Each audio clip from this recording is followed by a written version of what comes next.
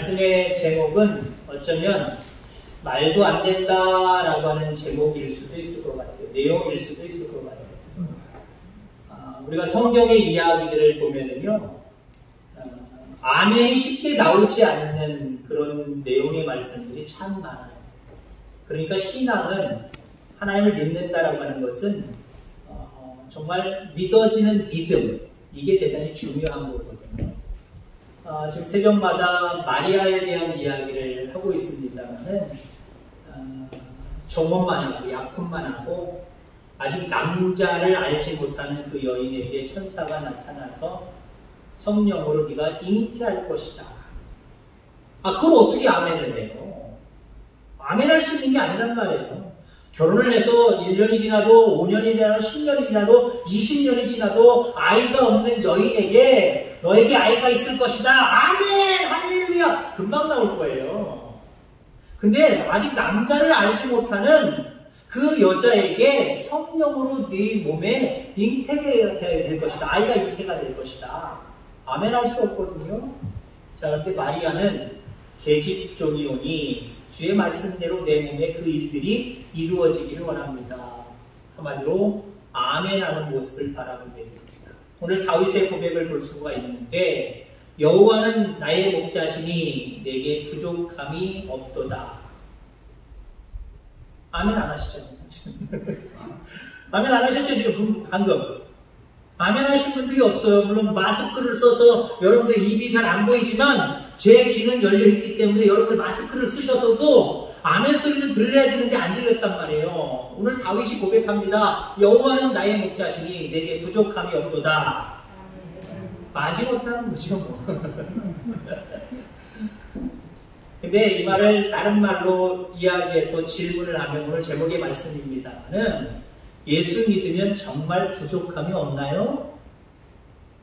한번 대답해 보세요. 속으로든 뭐 겉으로든. 아멘 하신 분들이 있네 벌써.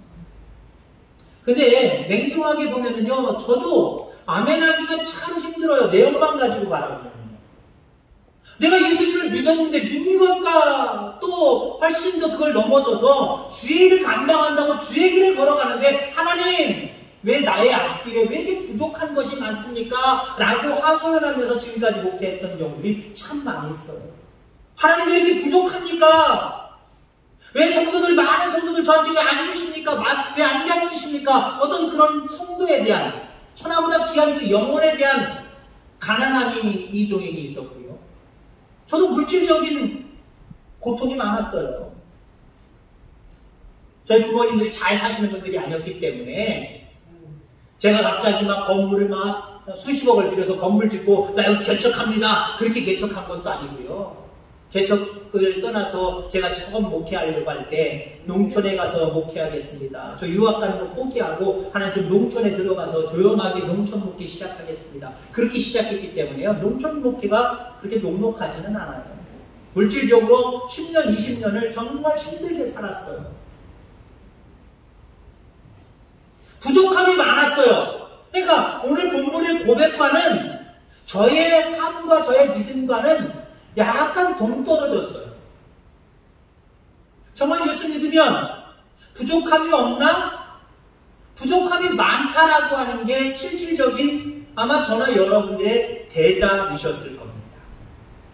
여호와는 나의 목자시니 내게 부족함이 없도다. 현실과는 너무 동떨어져 있지요. 물질의 문제 없는 사람 없을 겁니다. 여러분들 모두가 물질의 문제를 안고 살아갑니다.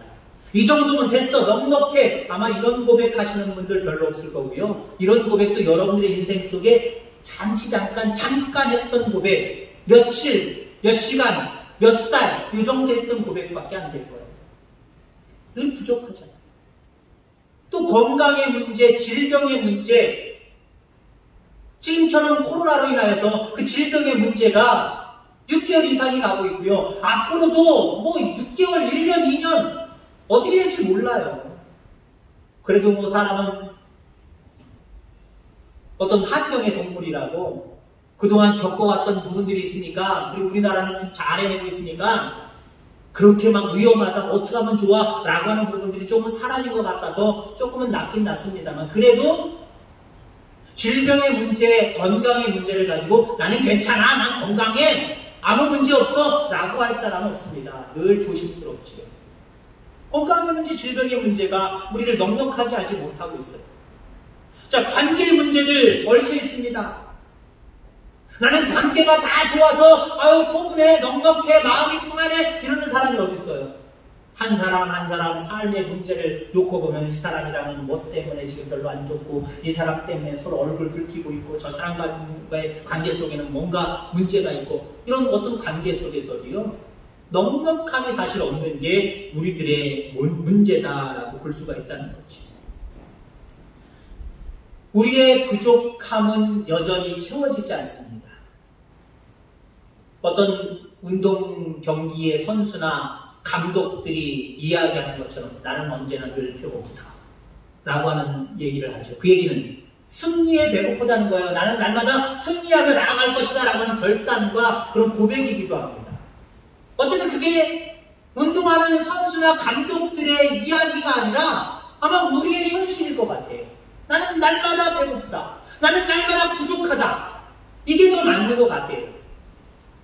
우리가 비록 예수 믿고 예수님께 모든 것들을 맡긴다고 하지만 부족함을 느끼며 살아가는 것이 우리들의 모습이다라는 거지. 신약 성경의 바울을 보세요.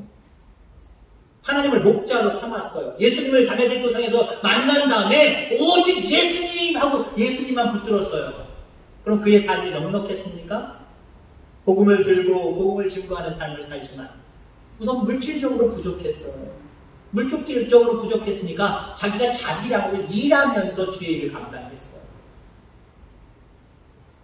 교회를 개척하고 많은 사람들에게 복음을 증거하면서 부족한 것들이 영육간에 너무 많았어요.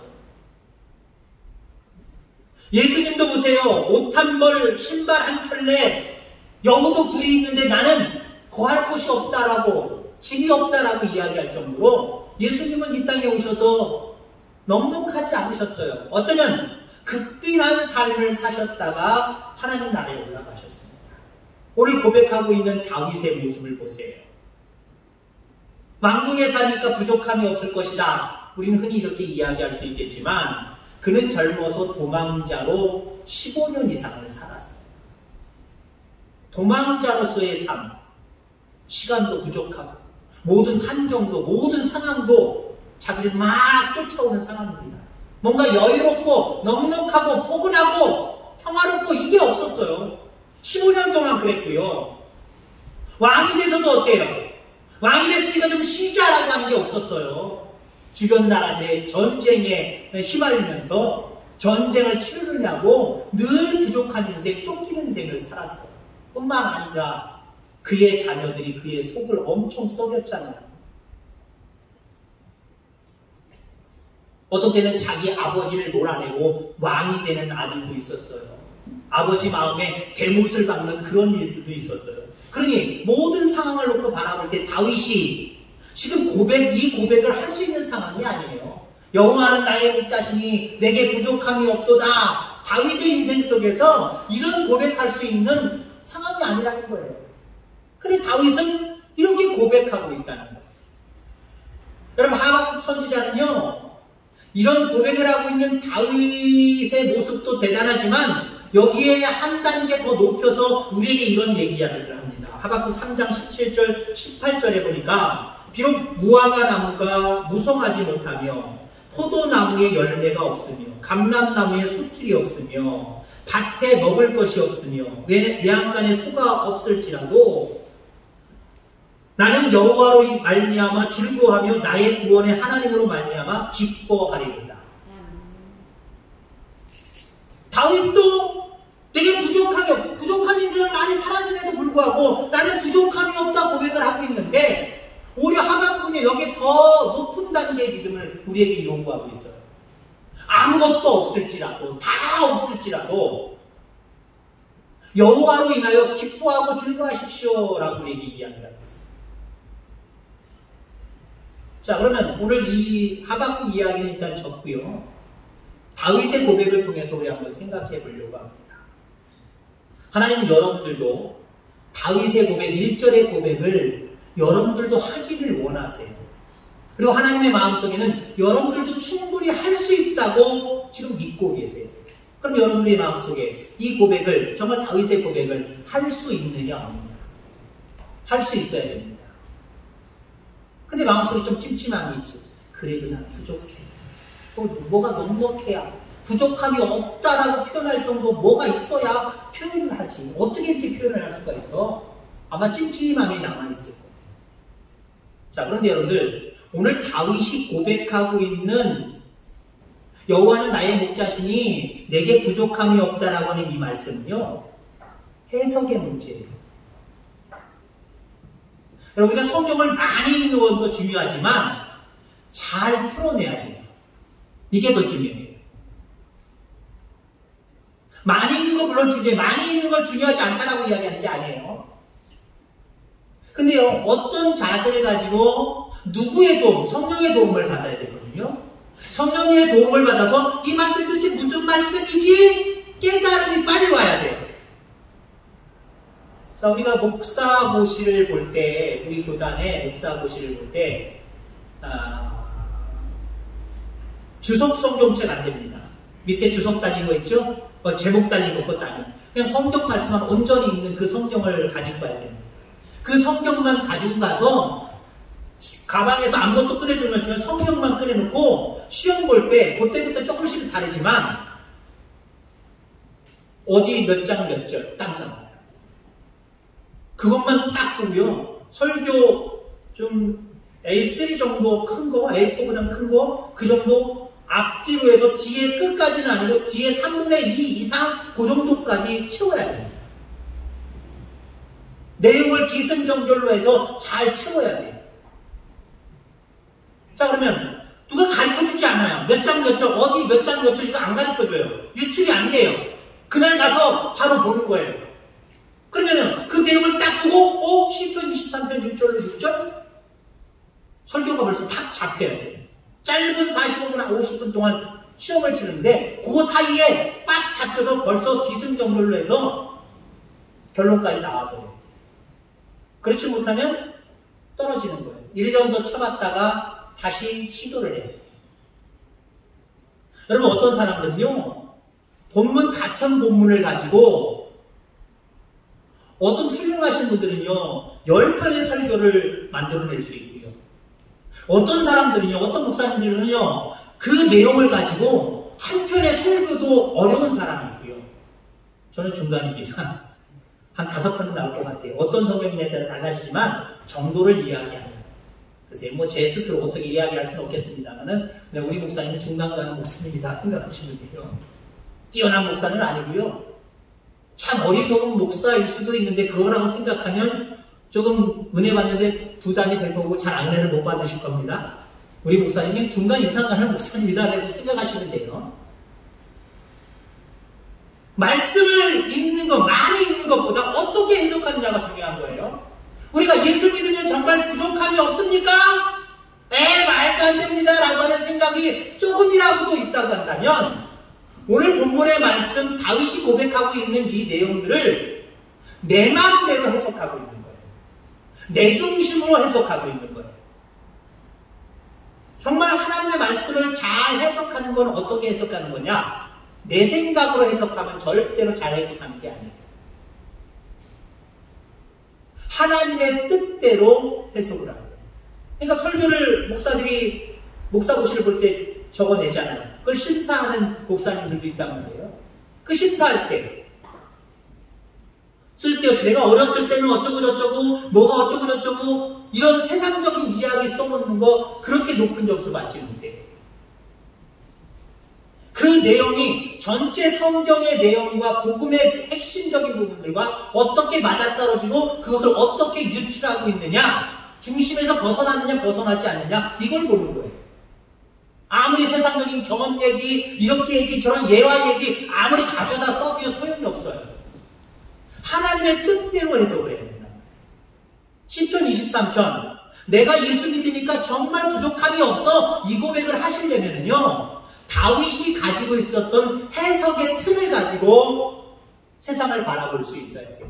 그러면 다윗처럼 나는 예수 믿으니까 예수님을 나의 목자로 삼으니까, 하나님을 나의 목자로 삼으니까 나는 부족함이 없는 인생을 살았어 라고 고백할 수 있는 거예요.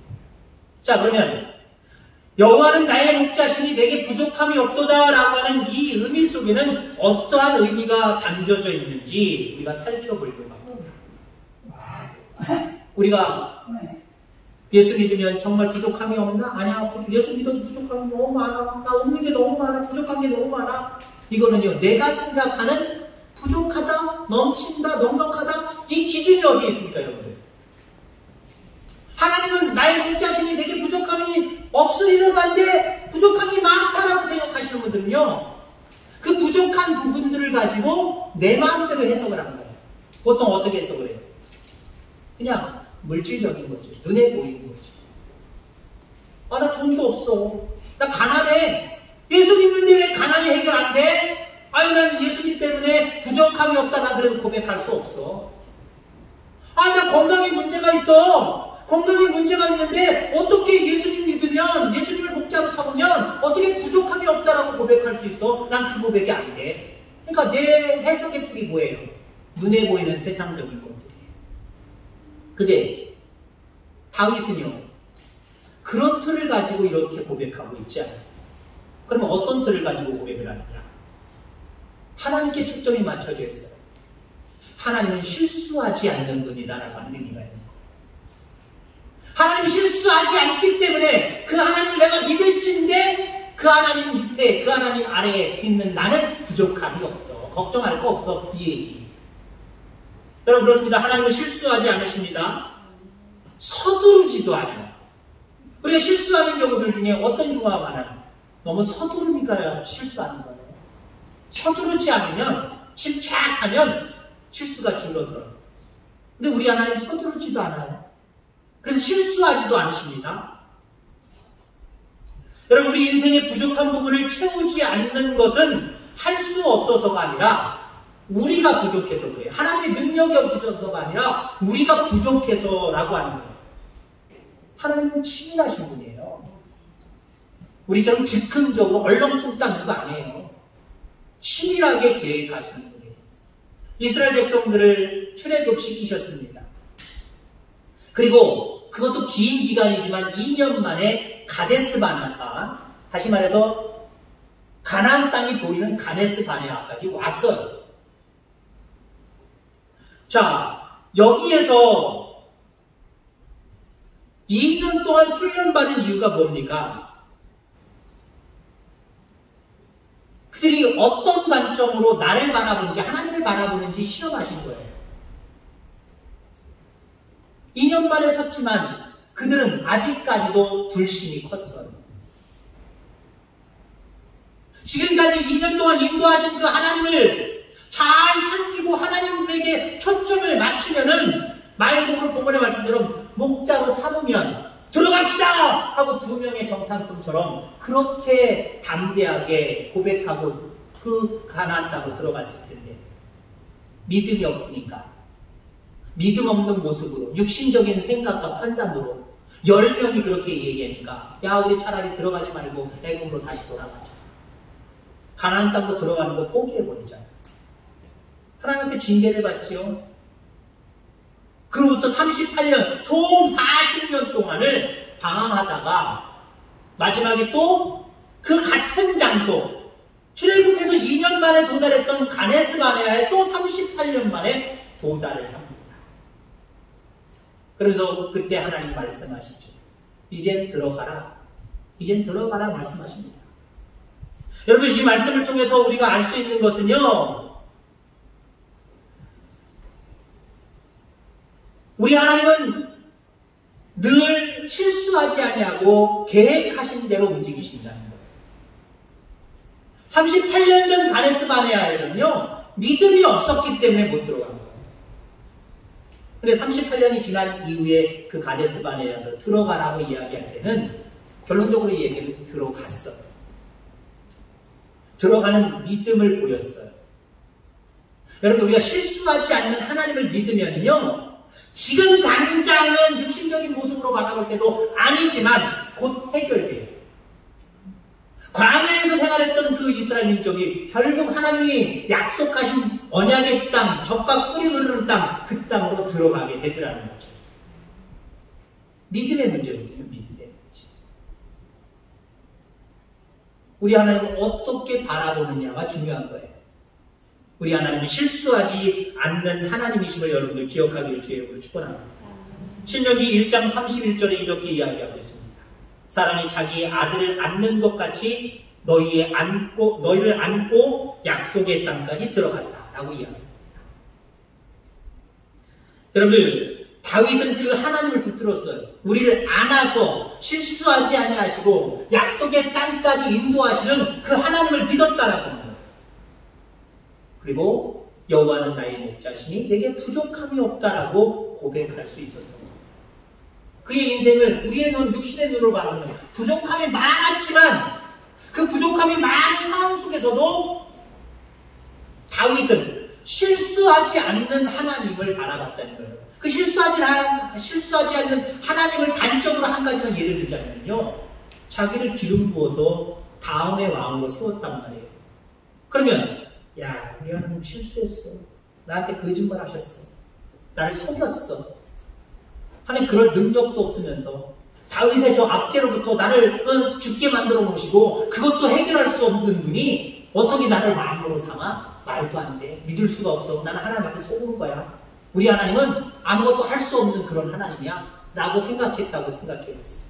비록 기름 부음 받았지만, 사무엘 선지자를 통해서 기름 부음 받았지만 아마 하나님도 되돌리시기도 하거든요. 사울왕도 왕으로 세웠지만 하나님 뜻대로 하나님을 의지하지 않으니까 세우신 것을 후회하고 그에게서 영을 걷어가셨어요. 뜻을 걷어가셨다는 거예요. 거둘 수 있어요, 여러분들. 근데 여러분들, 다윗은 부족함이 우리의 눈으로 보이고 육신의 눈으로 바라볼 때 다윗도 쫓기는 인생을 살면서 부족한 인생을 살았지만 신실하신 하나님, 실수가 없으신 그 하나님을 믿었기 때문에 나중에는 정말 부족함이 없는 은혜를 입었다는 거예요. 여러분, 오늘 당장의 모습 속에 실수하지 않는 하나님을 신뢰하는 저와 여러분들 다 되기를 주의 이름으로 축원합니다. 자, 부족함이 없다라고 고백하는 다윗의 고백 속에는요, 하나님께는 거칠 것이 없다라고 하는 믿음이 있었다는 거죠. 하나님께 거칠 것이 없다라고 믿으면은요, 우리는요, 지금도 당장 내게 부족함이 없다 고백할 수 있어요. 주의 나라를 위해 최선을 다하다가 지쳐서 주저앉는 사람들이 있습니다. 어떤 일들을 하다가 주저앉는 사람이 있을 수 있어요. 그런데 가만히 지쳐 주저앉아 생각해보니, 깨달아다 보니 어떤 걸 깨닫냐면요, 나는 지쳤어도 하나님은 지치지 않으신다는 것을 깨달을 수 있다는 거예요. 아니, 이걸 깨달아야 돼요. 여러분, 어떤 일을 하든지 지칠 수 있어요. 지치지 않는 게 이상한 거지, 여러분들. 왜요? 이 땅의 모든 삶은요, 부족함이 많은 세상이에요. 그리고 내 능력과 내 권능과 내가 가지고 있는 모든 것들은요, 모든 문제를 다 해결하지 못해요. 그래서 내 힘과 내 능력으로, 내 지혜로 모든 일을 하다가 우리는 당연히 지치게 되어 있어요. 근데 여기에 중요한 것은요, 나는 지쳤으니 나에게는 아무것도 넘치는 것이 없도다, 그렇게 고백하고 주저앉아야 돼요? 그럼에도 불구하고 나는 지쳐 넘어질지라도 여호와는 나의 목자신 내게 부족함이 없으리로다 라고 고백할 수 있는 이유는요, 우리 하나님은 거칠 것이 없다는 거예요. 다시 말해서 우리 하나님은 지치지 않다는 거예요. 우리 한번 따라해 볼까요? 나는 지칠지라도 내가 믿는 하나님은 지치지 않으십니다. 그거예요, 여러분들. 기뻐. 끝까지 나를 의지하고 내 생각으로 내 뜻으로 세상을 살아가다 보니까 안 돼요. 그러다가 하나님 도와주세요. 그러니까 하나님도 별로 도와주지도 않고 끝까지 자기 의를 따라, 생각을 따라, 머리를 따라, 지혜를 따라 해요. 당연히 안 되지요. 우리는 거칠 것이 너무 많은 존재이기 때문에 안 되고 눌려지는 부분들이 너무 많아요. 근데 그 눌려지는 부분 속에서도요, 나는 지칠지라도 내가 믿는 내가 목자로 삼는 그 하나님은 지치지 아니하시는 하나님이니, 거칠 것이 없는 하나님이니, 지금의 상황이 문제냐 나는 그래서 여호와를 더욱더 목자로 삼고 주님을 의지하며 믿음으로 나아가겠다는 고백이 바로 1절의 고백으로 연결되는 거예요.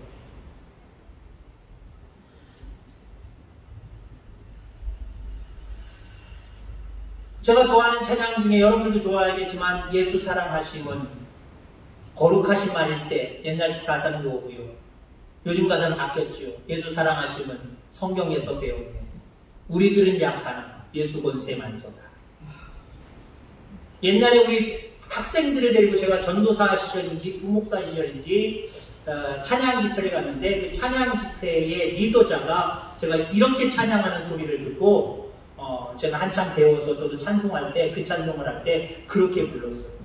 예수 사랑하심은 거룩하신 말일세. 우리들은 약하나 예수님의 권세 빵빵하지요. 무슨 말인지 아시겠습니까? 빵빵하지요. 야, 너 근육 빵빵하다 그러잖아요, 보통. 힘이 세게 느껴진다는 거잖아요. 우리들은 약하나.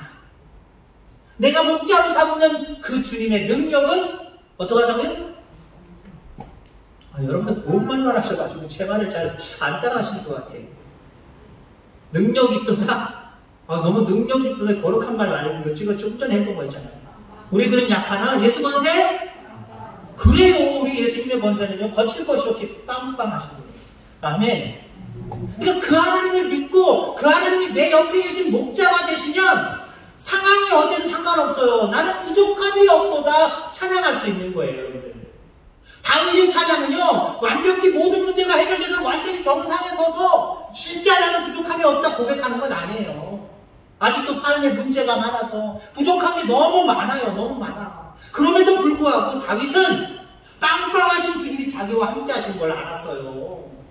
도망자의 삶을 살고 위태위태한 도망자의 삶을 살아가지만 그는 자기를 지키시고 안위하시는 빵빵하신 그 하나님을 목자로 삼았어요. 그러니까 부족함이 없었어요. 결론적으로 이야기하면 하나님이 보호하셨어요. 거칠 것이 없는 그 하나님이 그 다윗을 보호하셨어요. 여러분들도 이렇게 고백할 수 있길 바랍니다. 그 하나님만 옆에 계셔서 여러분들의 편이 되어주시면 되는 것 아니에요?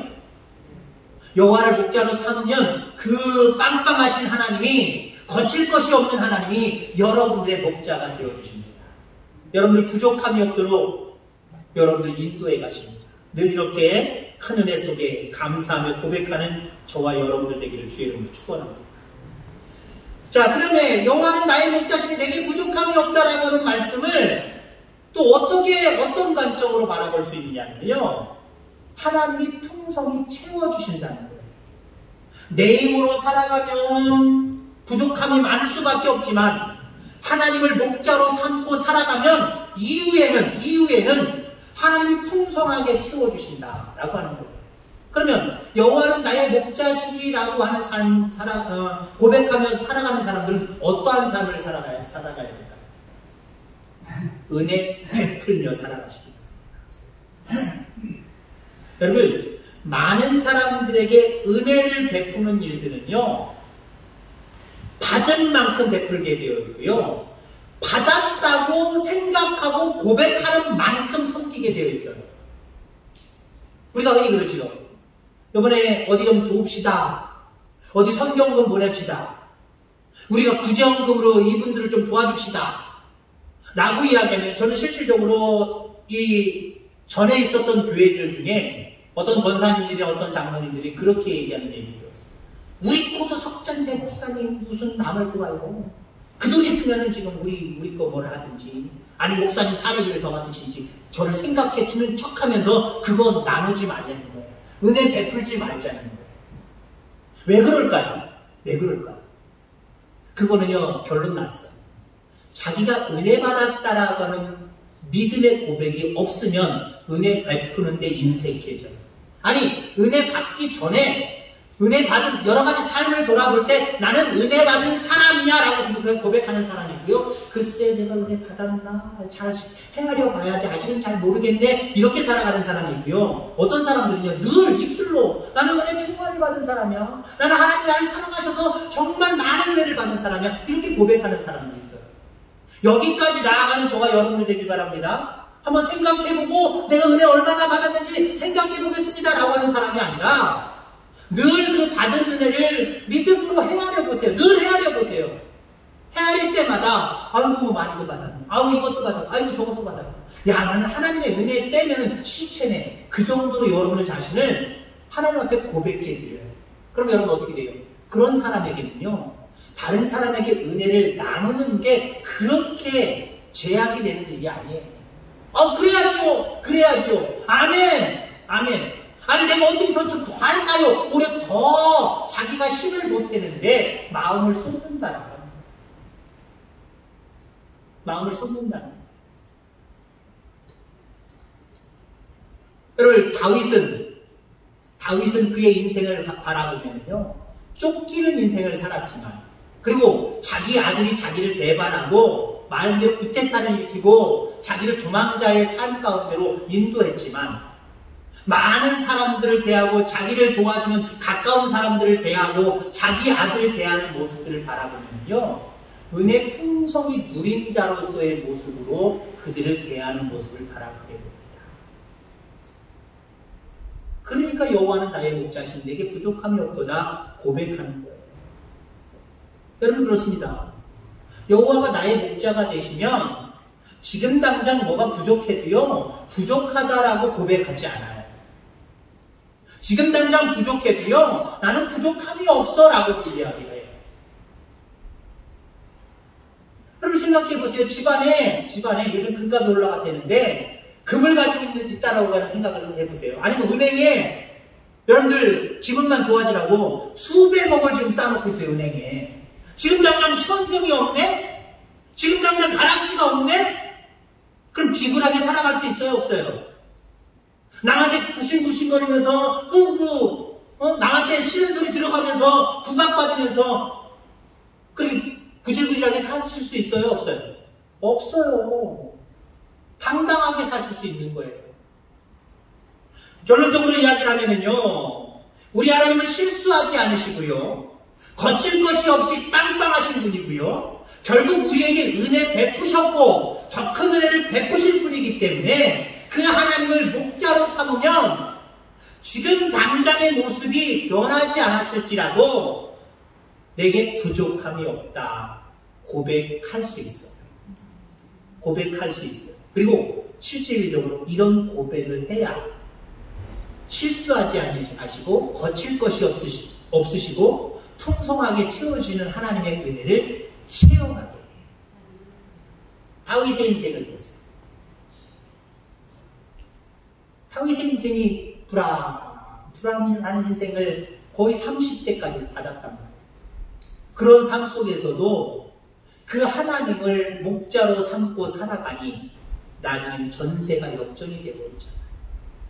하나님이 만져주시잖아요. 실수하지 않는 하나님이 만져주시잖아요. 거칠 것이 없는 하나님이 만져주시잖아요. 풍성하게 채워주시는 하나님이 만지시잖아요.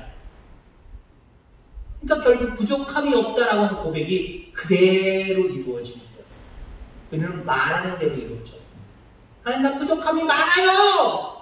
어떡할 거예요? 나를 믿어야 돼요? 안 믿어야 돼요? 목자로 삼았는데도 얼마나 살았는지 모르지만 예수님 믿어야 돼요? 말아야 돼요? 그렇게 고백하면요, 하나님 역사하지 않아요.